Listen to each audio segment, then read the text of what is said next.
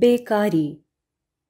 حضرت عمر رضی اللہ تعالیٰ عنہ فرماتے تھے کہ میں کسی آدمی کو دیکھتا ہوں اور وہ مجھے پسند آتا ہے، مگر جب معلوم ہوتا ہے کہ وہ کوئی کام نہیں کرتا تو وہ میری نگاہوں سے گر جاتا ہے۔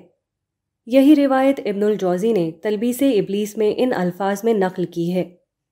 محمد بن عاصم کہتے ہیں کہ مجھے یہ بات پہنچی ہے کہ حضرت عمر رضی اللہ تعالیٰ عنہ جب کسی نوجوان کو دیکھتے اور وہ انہیں اچھا معلوم ہوتا تو پوچھتے کیا اس کا کوئی کام ہے؟ اگر کہا جاتا کہ نہیں تو وہ ان کی نگاہ سے گر جاتا۔ حقیقت یہ ہے کہ بیکاری نہایت بری چیز ہے، وہ آدمی کی تمام بہترین صلاحیتوں کو کھا جاتی ہے۔ بیکار آدمی بظاہر دیکھنے میں زندہ معلوم ہوتا ہے، مگر حقیقتاً وہ ایک مرا ہوا انسان ہوتا ہے۔ اس کے اندر سے وہ تمام لطیف احساسات ختم ہو جاتے ہیں جو کسی انسان کو حقیقی معنوں میں انسان بناتے ہیں۔ بیکاری کی ایک صورت وہ ہے جب کہ آدمی محنت اور مشقت کی چیزوں سے گھبراتا ہے اور اس کے اندر یہ صلاحیت موجود نہیں ہوتی کہ کوئی بے مشقت کا کام اسے مل جائے، چنانچہ وہ اپنے پسندیدہ کام کے انتظار میں بیکار پڑا رہتا ہے۔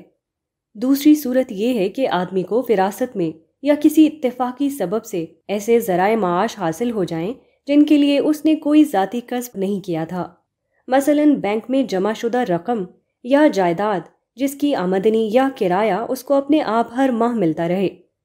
اس قسم کی ہر صورت بیکاری کی صورت ہے اور وہ آدمی کے لیے قاتل ہے، خواہ بظاہر وہ خوش پوش ہو اور چلتا پھرتا نظر آتا ہو۔